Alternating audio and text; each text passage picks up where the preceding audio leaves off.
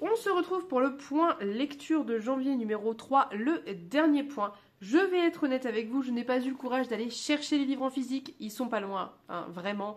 Mais il va falloir que je retourne tout est empilé un peu à l'arrache. Donc, je vous ferai des inserts. Tant pis, c'est pas grave, vous ne m'en voudrez pas, je pense. On va pas plus traîner, c'est parti, on y va. J'ai quelques lectures à vous présenter puisque je souhaite vous présenter 1, 2, 3, 4, 5, 6, 7 livres. Et 7 livres, pas des mauvais bouquins, donc on va pas trop traîner. Première lecture dont je voudrais vous parler, c'est Hinterland d'Andrew Bonzon que j'ai reçu en service de presse de la part des éditions Novelle, qui est un jeunesse. Novelle, c'est que de la jeunesse, je pense, et que j'ai beaucoup aimé. Hinterland, c'est un tome 1 de trilogie et c'est l'histoire de ces 4 orphelins qui ont entre eux, je suis plus sûre, mais je crois 6 et 14 ans, quelque chose comme ça. Enfin, c'est quand même des jeunes, ils sont quand même assez jeunes. Ils vivent tous les 4 seuls dans une espèce de grande maison tout en hauteur à Paris qui, vu de l'extérieur, ressemble à un immeuble très très haut et très étroit. Et en fait, quand on est dedans, on découvre que ça cache une maison arbre. C'est déjà un contexte que j'ai adoré. J'ai adoré cette histoire d'arbre et de façade qui a été mise devant pour cacher cette espèce de magie inhérente au lieu. C'est quelque chose que j'ai beaucoup aimé. En gros, ce qui va se passer, c'est que ces 4 orphelins vont être convoqués par leurs parents qui leur parlent parfois à travers un tableau qu'il y a tout en haut de la maison. Donc ils sont décédés, mais il y a ce tableau par lequel ils peuvent communiquer parfois. Et les parents vont leur dire qu'il faut qu'ils partent de toute urgence à Saint-Marchel parce qu'un de leurs oncles ne donne plus signe de vie et que ça va être très compliqué sans leur en expliquer plus. 3 des enfants vont partir pour cette mission et la 4e va faire une bêtise qui va la mener vers d'autres aventures, mais je ne vous en dirai pas plus. Ce que j'ai beaucoup aimé dans Hinterland, c'est qu'il y a ce côté très vif de la narration. C'est un jeunesse, c'est assez court et ça prend pas le temps de lésiner. Ce qui n'est pas déplaisant.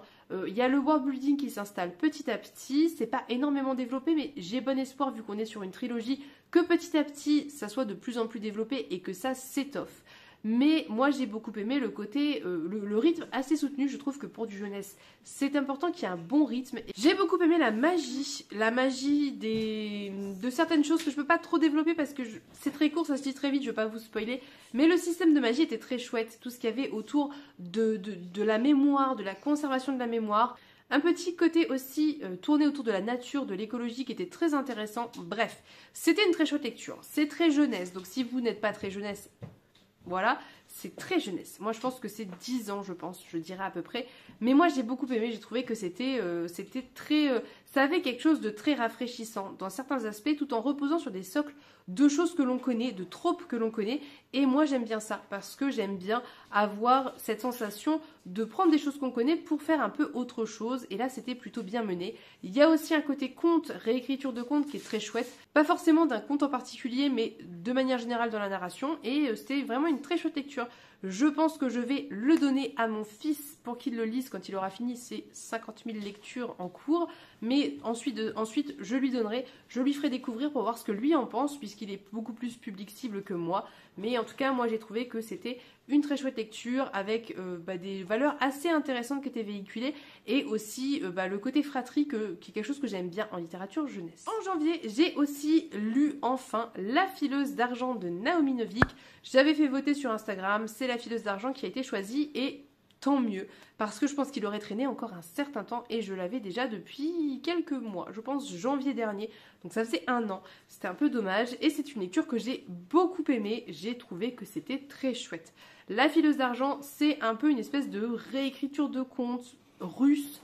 Moi, je ne m'y connais pas trop, donc je ne saurais pas trop vous dire lequel, mais en gros, c'est dans un village, ça se passe dans un village où il y a un peuple un petit peu magique, un petit peu une espèce de peuple de l'hiver avec un roi des glaces, etc. Un petit peu en fait comme dans le Catherine Ardennes, si vous voulez, qui vient dans les villages, qui vole l'or des gens, qui pille les gens et qui repartent. Et donc, on va suivre un personnage féminin qui s'appelle, je ne sais plus son prénom, qui est fille d'un prêteur sur gage et son père est un très mauvais prêteur sur gage puisqu'il ne sait pas réclamer l'argent qu'on lui prend jusqu'à ce que en fait, ils tombent dans la pauvreté la plus complète. Ils sont totalement démunis, n'ont plus rien à manger, alors que tout leur argent se balade dans le village et la fille va reprendre ça en main, va aller réclamer ses sous et va remonter le business de son père.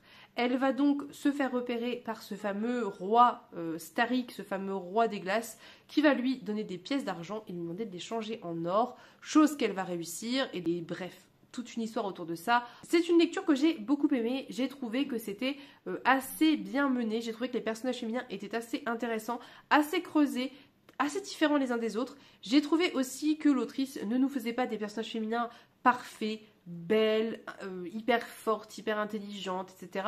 Mais elle ne tombait pas dans l'autre travers de nous dire à longueur de temps qu'elles ne sont pas belles, qu'elles ne sont pas parfaites. Enfin, il y avait quelque chose de très naturel en fait. C'est juste des nanas lambda, des pauvres filles qui se retrouvent embarquées dans des histoires qui les dépassent et qui doivent se dépatouiller de tout ça avec ce côté magique qui, bien évidemment, est bien plus puissant qu'elle et comment faire pour s'en sortir quand on est une simple humaine et qu'on se retrouve à avoir attiré l'attention de démons et de princes des glaces.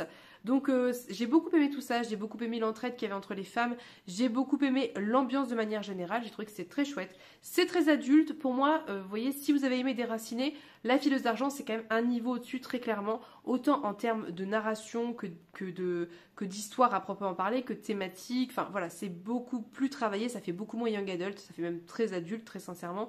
Et c'était une très chouette lecture, je l'ai lu assez vite alors qu'il est assez gros, parce que j'étais à fond dedans et j'ai trouvé que c'était réussi. J'ai trouvé que c'était vraiment bien mené, bien fait. Ça n'était pas sans rappeler certains contes que l'on peut connaître, sans pouvoir pour autant vous préciser lesquels, parce que je ne suis pas forcément une très très grande connaisseuse de contes classiques et notamment de contes russes, mais il y avait ce côté, vous savez, cette espèce de petite saveur un petit peu où vous avez l'impression d'avoir déjà quelques petites connaissances, d'avoir... Voilà, et c'est assez plaisant en fait. Donc bref, très chouette lecture, j'étais très contente de l'avoir lu, j'ai beaucoup aimé. Je vous renvoie au vlog où j'en parle en détail si ça vous intéresse. En janvier, j'ai également lu le livre de Phénix de Nnedi Okorafor. Pareil, j'ai fait voter ça sur Instagram. Et c'est le livre de Phénix qui a été choisi et c'était très chouette. Le livre de Phénix, ça se passe dans le même univers que Qui a peur de la mort. C'est une espèce de préquel de non-officiel avec...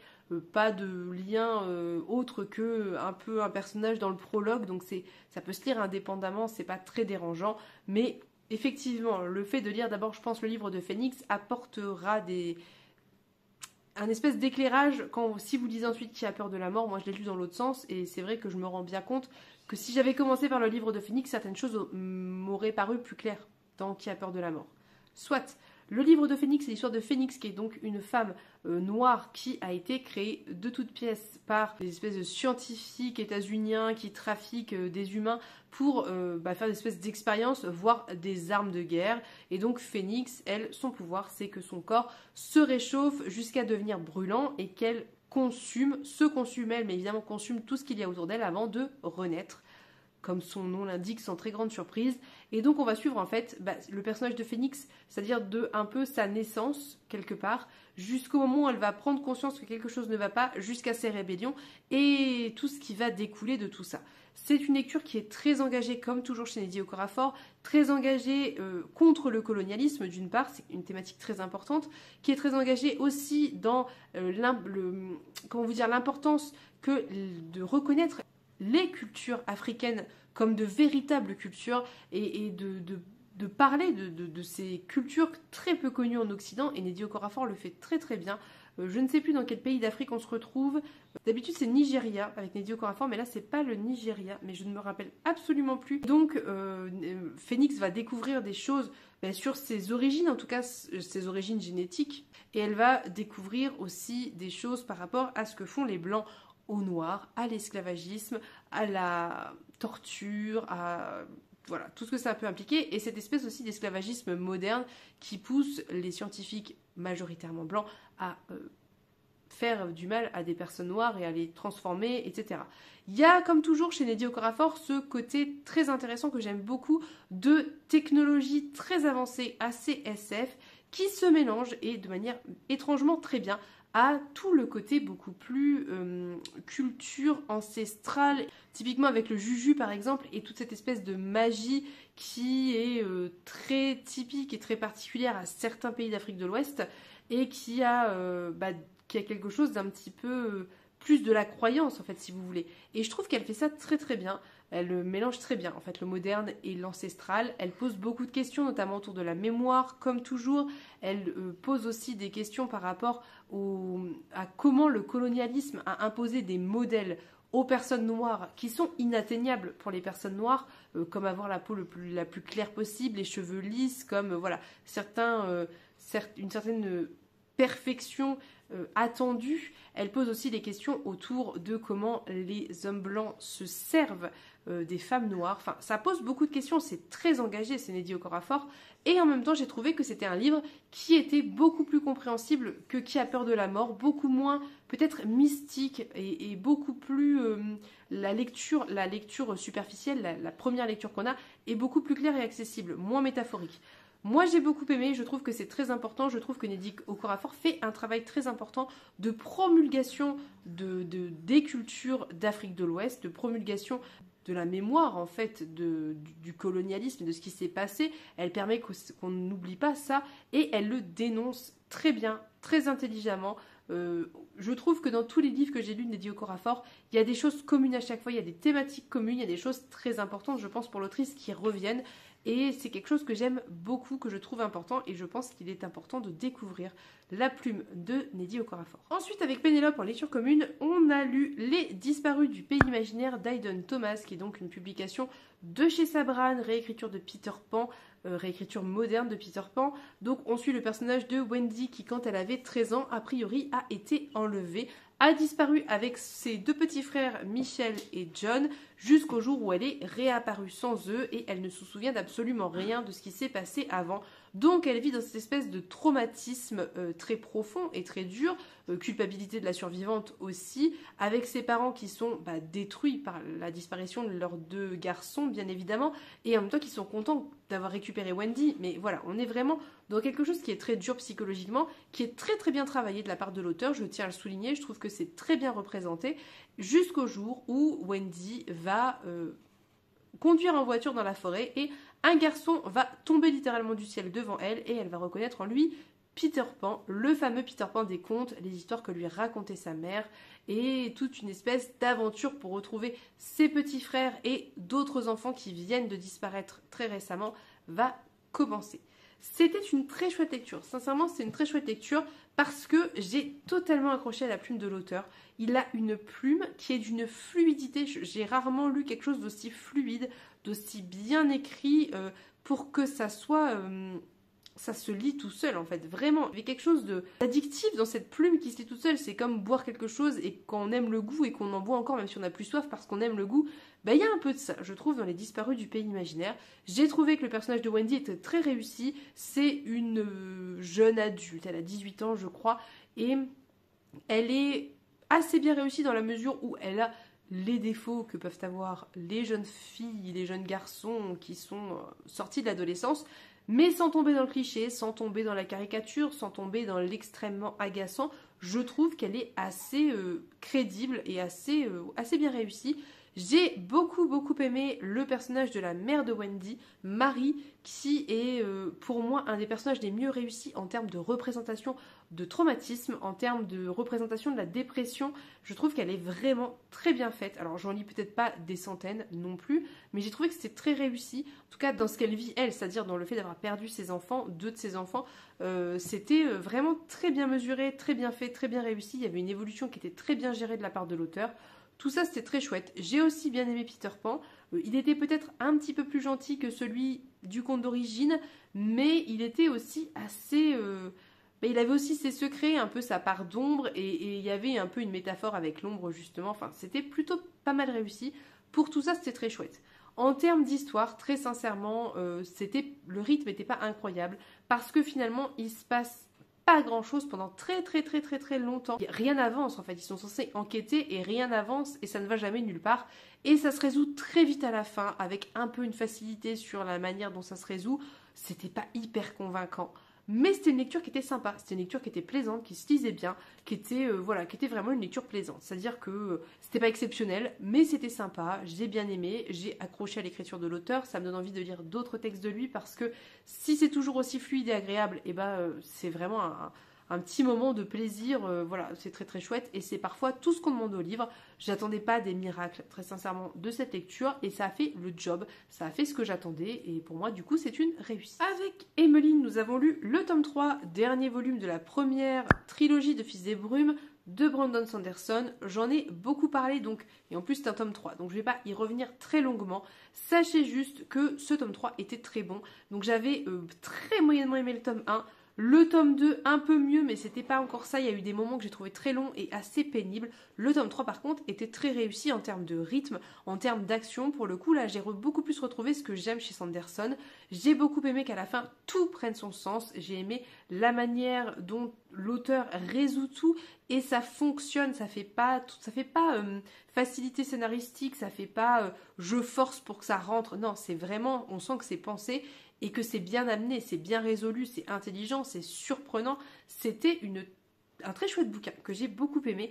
J'aimais ceci dit des réserves sur certains messages que véhicule l'auteur, ou en tout cas que moi j'ai vu comme tel. Peut-être que j'ai mal compris, mais je ne suis pas forcément d'accord avec sa vision de l'autorité et de l'importance de l'autorité, même en temps de crise. À mon sens, c'est discutable. Donc je sais pas trop en fait ce que je pense de cette espèce de message autour de de l'impérialisme et de peut-être que la démocratie ça pas ce qui peut fonctionner parce que les gens s'accrochent à une figure forte. Enfin, il y avait quelque chose qui me déplaisait dans le message qu'il essayait de véhiculer autour de ça, un peu infantilisant en fait vis-à-vis du peuple Ska, qui est donc un peuple qui a été esclave pendant des siècles et des siècles. Et il y a quelque chose d'un peu infantilisant par rapport à ça, par rapport à la masse du peuple qui est un peu trop bête pour prendre les bonnes décisions, donc il faut s'imposer et les sauver malgré eux. C'est quelque chose qui me déplaît un peu très sincèrement, que j'ai pas, voilà, je suis pas d'accord avec ça. C'est tout. Mais sinon, pour le reste, pour l'action, pour le côté magique, système de magie, univers, c'était très très chouette. J'ai beaucoup aimé. C'est très satisfaisant, comme toujours avec l'auteur. Voilà, c'est tout ce que j'ai à en dire. C'est pas un coup de cœur, mais j'étais contente de cette fin de saga. J'étais contente de la terminer. J'ai aimé cette fin. J'ai eu ce sentiment d'accomplissement à la fin et c'était très bien. J'en suis ravie. Avec toujours, encore une fois, je vous le redis, cette réserve concernant le message autour de la politique et du pouvoir. J'ai aussi lu en janvier La plus grande de Davide Morosinotto, qui était un service de presse de la part de l'école des loisirs, qui est donc l'histoire de cette petite fille au début qui vit en Chine. Je ne sais plus dans quelle ville de Chine. Par contre,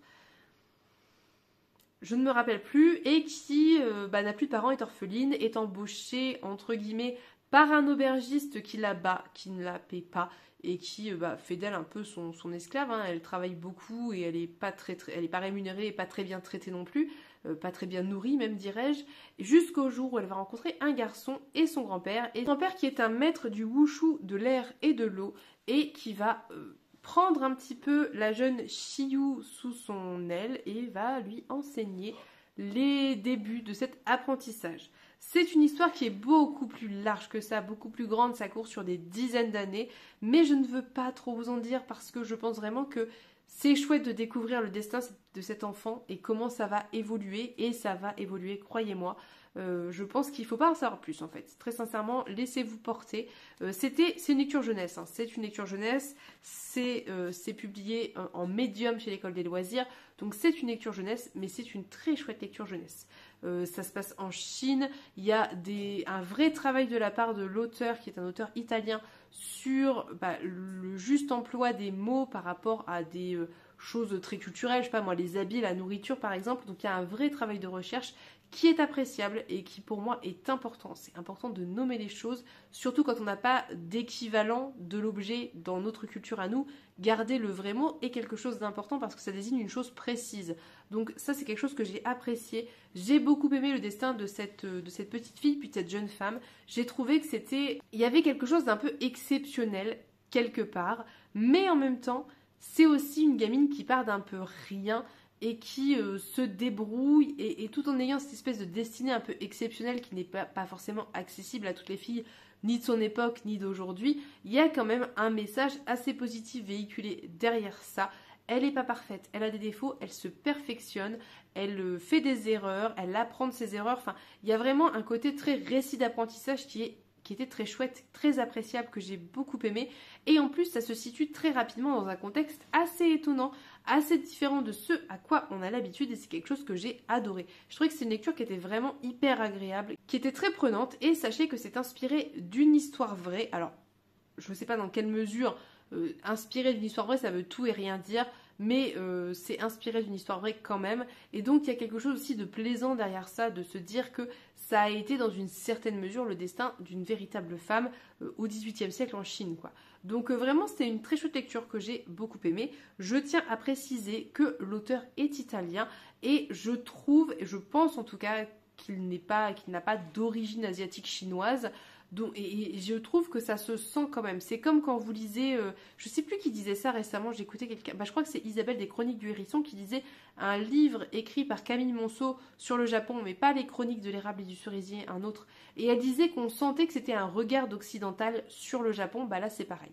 On sent que c'est un regard occidental sur la Chine. On sent que c'est pas écrit par une personne chinoise, c'est pas écrit par une personne asiatique, parce qu'il n'y a pas ce truc particulier qui fait que le livre serait imprégné de quelque chose de différent. En fait, on est vraiment dans voilà, d'écriture occidentale avec un regard occidental. Mais je pense, et je peux me tromper parce qu'encore une fois, je n'ai pas de connaissances particulières dans le domaine, je pense que l'auteur a fait un réel effort pour dépeindre vraiment des choses assez précises, assez réalistes, et pas un fantasme sur la Chine du XVIIIe siècle. Donc vraiment très chouette. Il y a des passages assez durs, assez violents quand même. C'est pas non plus... ça a beau être du jeunesse, c'est pas tout rose non plus. C'est pas toujours facile à lire. Il y a des moments très durs pour le personnage, mais c'est vraiment une très juste mesure, je trouve, entre de l'action, du récit d'apprentissage. C'est quelque chose que j'ai beaucoup aimé. Enfin, dernier livre de janvier et on clôture le mois de janvier pour les points lecture. J'ai lu Les Flammes de la Nuit de Michel Pagel, dont j'ai aussi très longuement parlé parce que c'est un livre que j'ai adoré.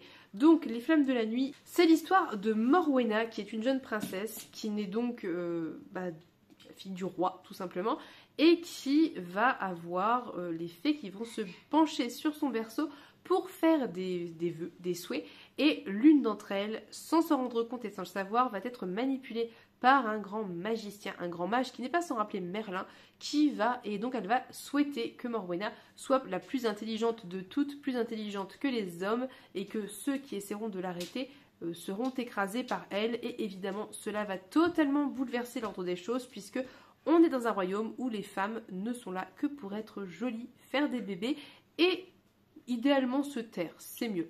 On est sur un royaume qui est très inspiré de Camelot et de toute cette culture très chevalier, voilà, avec ce côté un peu amour courtois quelque part aussi. Il y a vraiment de très grosses inspirations pour moi de légendes arthuriennes. Par les personnages notamment, je pense à cette espèce de pseudo-Merlin, par cette histoire de lac, enfin, c'est très inspiré, très sincèrement, de légendes arthuriennes, mais pas que, et c'est ça qui est génial, c'est que l'auteur s'inspire de plein de choses. Il s'inspire même, pour vous dire, parfois de scènes très précises de certains films Disney, ce que je trouve assez excellent et assez génial. Moi je trouve que réutiliser de la culture populaire, c'est vraiment quelque chose d'appréciable, c'est hyper chouette d'avoir les références culturelles, et il fait ça très bien, en plus ça passe tout seul, et c'est un livre qui est à la fois très ironique, très, comment vous dire, très sarcastique, qui dénonce plein de choses, qui dénonce à la fois les fonctionnements des politiques, des élites, qui dénonce l'hypocrisie autour du sexe, de l'amour, des relations, de la manière dont les femmes sont traitées, de la manière dont on veut les abrutir, nous abrutir. Ça dénonce mille et une choses, mais ça le fait avec un ton qui est vraiment très pince sans rire en fait. Et pour moi, en ça, c'est une très grande réussite. J'adore et j'adhère totalement à l'écriture de cet auteur. Pour moi, c'est vraiment très bien fait. C'est vraiment très bien fait. Ça veut dire qu'il reprend des tropes et des trucs très classiques de romans de fantasy médiéval très classiques, mais il s'en moque avec intelligence, avec beaucoup d'humour, et c'est bien fait. C'est quelque chose que j'ai beaucoup aimé.